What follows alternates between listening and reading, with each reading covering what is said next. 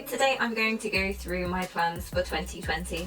If you like this video and haven't already, please don't forget to like and subscribe. Okay, so I don't think this will be a very long video, but basically I'm going to go through my proposed Make 9 list. So I'm going to do mine from January through to the end of December, although you can do the challenge at any time you like during the year. I'm going to go through some other aims I have for the year. And finally, I'm going to explain how I'm going to track my makes this year. Okay, so to begin with, I think I'll go through my Make 9 list. So I've got a couple that have carried over from 2019. So the two that have carried over from 2019 is of course the toucan t-shirt that I mentioned in my 2019 review, which was my last video.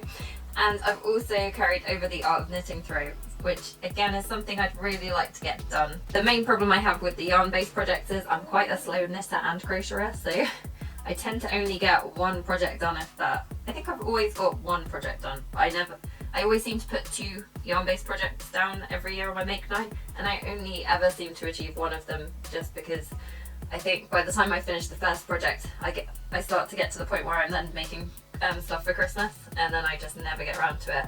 And I also seem to be quite ambitious and put 2 quite big projects. Although saying that, in 2018 I put making an Ed's Animal orangutan, and I never managed to make that. Although saying that, I think it's just because you had to do a loop stitch on it, which was the main issue with that project. So I needed to really concentrate to get into the, I needed to really concentrate to work out that stitch, and then I kept putting it down and then forgetting where I was, so I just need to really sit down and just make it one day. So other projects I've got on there, I've got a dressing gown to make this year. I've already got the fabric for it, so I did have to purchase the fabric for this one actually. And yeah, that's all ready to be cut up, it's all pre-washed, so I'll probably make that soonish, probably in the next month, fingers crossed.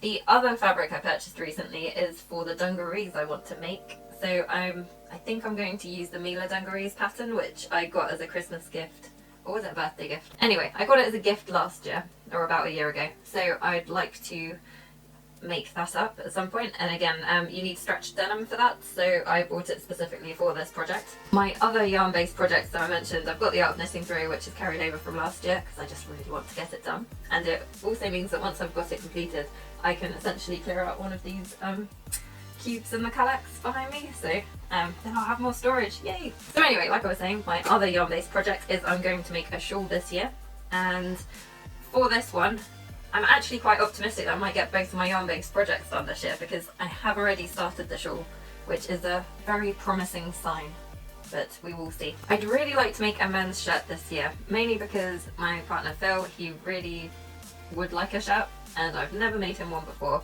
but I'm actually doing a level 2 award. It's a City Guilds qualification, and I'm making a woman's shirt in that at the moment. I'll show you the progress so far actually, so please excuse all the creases in it. I keep shoving it in a bag to go to this class. But yeah, so the fabrics from Minerva Crafts, well, the butterfly fabric is, I got some matching yellow poplin cotton fabric for the contrast on the yoke on the inside of the cuffs, and where else have I put it? The placket on the sleeve opening. On this project I've been able to learn quite a lot of techniques, so I've been, there are a couple of tucks on here. Obviously I'm having to attach a cuff. This one's partially done, I still need to finish off the cuffs. By the time I finish it, I will have made a collar and added a button band on the front. So yeah, it's been really interesting making this. I've really enjoyed it. I can't wait for it to be finished actually as well, so that I can wear it. So yeah, this will probably hopefully be the first project I finish, because I need to finish it for the course I'm doing anyway, so that will give me extra motivation. So I haven't added this to my Make 9 because this is obviously how far I got with it in 2019, but I would like to make a men's shirt. So yeah, I'll probably make one for Phil, possibly my dad, I'm not sure. But yeah, a shirt's definitely on the cards, because I think I'll have the confidence after making this one. For the shirt, I'm hoping I might actually have some fabric at home to use. I would quite like to make a Christmas themed shirt at some point, but I would have to buy in fabric to make it festive, unless I embroidered something on it. But I don't really have any plain fabric to do that, so I'd have to still buy plain fabric, but we'll see. I've got another Tilly and the Buttons pattern on there, which is the Freya sweater. So I've already made the Freya cowneck dress, so it's essentially the same pattern from Tilly One's book Stretch, but I'd really like to make the top version, as I've got a couple of different pinafores now, or a few. So I'm currently wearing the Clio, so this was my upcycled one. I also have an Ivy pinafore, which is a Jennifer Lauren handmade pattern. I've also got another really nice pinafore that my sister got for me for my birthday last year. So it's really nice to have different tops that can go under all of those, and I think the Freya sweater's a really good one, particularly for the colder months. Recently I got a couple of polo necks as a gift for Christmas, which is something I said I'd really like. Now that I know I like that design and that I feel comfortable wearing that, I'm going to make some myself as well. I've added the free pattern by Tilly and the Buttons, the slipper boots, on here, just because I might make them as a gift, and I felt like I needed to add a couple of gifts onto my Make 9 to make it a bit more achievable, because what tends to happen is I make some stuff for myself, definitely in the first half of the year. I can normally get up to about June, and then I kind of trail off a bit. I don't know if it just gets a bit too warm, or it's just because people's birthdays start cropping up, or I start thinking of Christmas, or I don't know, maybe other stuff just happens at that time of year. But anyway, so I always end up kind of losing steam at some point, and then I start shifting onto makes for other people. So I kind of figured that if I had the odd one for someone else as well in the Make 9, I might actually make more than them. The final item I put on here is to make some trousers.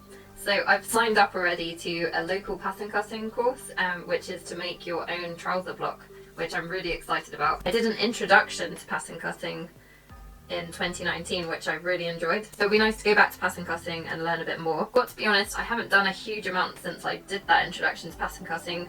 So I'm not sure if I'm jumping the gun a bit going straight onto the trouser cutting one, but I'm also equally hoping that it might inspire me. And also I think it will build on that knowledge, so perhaps I'll then readdress all of the pattern cutting I've learnt so far and actually experiment a bit more. Okay, so that's my Make 9. I'm quite optimistic about this list actually. I quite like doing the Make 9 list just because it kind of gives you a starting point on what to make. I know, different patterns come out during the year. I mean, I've personally got tons of patterns in my stash.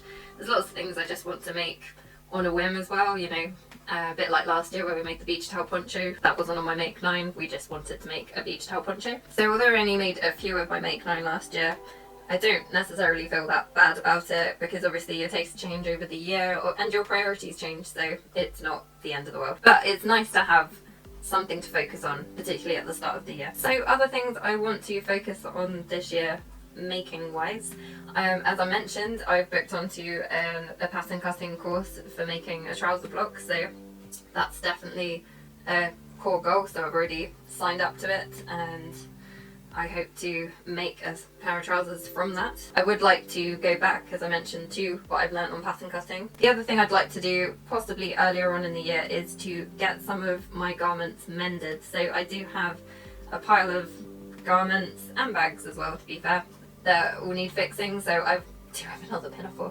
I've got the Freya pinafore, which is a Kirsty Hartley pattern. I don't know if it was just exclusive in the Simply Sewing magazine, but anyway, I did a review quite a number of years ago now on this pattern. I really do like this design, but the trouble is I used this really nice needle cord from Fabrics Galore, and the buttons keep ripping off the back, so I think I need to either put a reinforced bit of fabric on the back that's got really thick interfacing, or I might even just put a different fabric on the back, maybe a remnant of the cotton poplin I've got there, or even a thicker yellow fabric. I seem to want yellow fabric, so it'll probably be yellow fabric. But yeah, so I need to fix that so I can wear it again.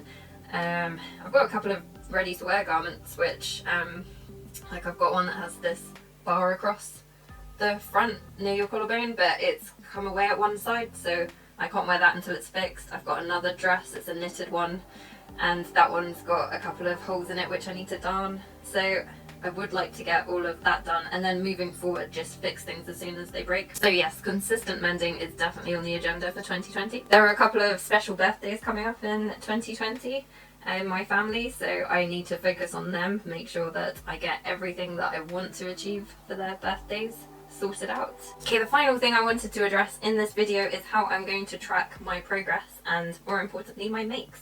So what I've done, I don't know if I can get this on the screen, but I'll try to. I'm going to use a spreadsheet to do that. So I think I've actually put it on Excel online, but you could do this in Google Sheets or another spreadsheet software I'm sure would work. But I've used an online based spreadsheet just so that I can update it wherever I am. I don't have to be at home on the computer. I can look it up for quick reference on my phone. I think the reason I've chosen to use a spreadsheet for this is I'm quite data driven. So in my day job I look at a lot of data, and I guess that's kind of just spilled into my personal life. I guess it's just nice to be able to track your progress. I do think it helps to know how much you've achieved in the year, so I think that'll be my main motivation, because then it will show that although, you know, there may be times when you can't make something or you haven't been able to achieve as much as you wanted to, but then you can look back, see all the extra impromptu projects that you have achieved, anything else really that's, you know, been added to your list, and then at least you can then see how much you have managed to do, and that can be very motivating and inspiring. So on my spreadsheet I'm going to give each project a name. I'm going to list which pattern I've used, what type of project it is. So I've created a drop down list for this. So I've added if it's a garment, if it's a top, if it's bottoms, if it's a one piece garment, if it's an accessory, a household item, a toy. I've put so I can log how long it takes me or how long the project goes on for. So I've got a column to put the start date and the end date, and then I put a formula in to calculate the total number of days it took me to complete it. I think I might add a bit where I can rate the project as well. I don't know if I've added it yet, but obviously if I have, I'll show you if I managed to display it on the screen somewhere. I think I've put as well to log whether it's for myself or someone else, and whether it's a Christmas make or not. So I just thought it would be really useful to see actually how many items I do make for myself, how many I do make for other people, how many I make for the house. At the moment I feel like I want that information, but it may turn out that at the end of the year I don't even look at it, in which case I'll review how much information I really need to log. So I've added a few things on there, and then I think I'll review it maybe partway through the year, maybe at the end of the year, and then decide how I need to adjust the format. So it might be that I don't want to log what type of garment I'm making, or whether it's for myself or someone else. I've just thought of a few different things that I may possibly want to log, and I'll take it from there. Okay, so that's it for this week. So hopefully I'll be back next time with a new video, possibly, hopefully, to do with the shirt I showed you. Like I say, I'm really close to finishing it, but yeah, hopefully I'll get it finished by then, and then I'll be able to review the pattern. Thanks for watching.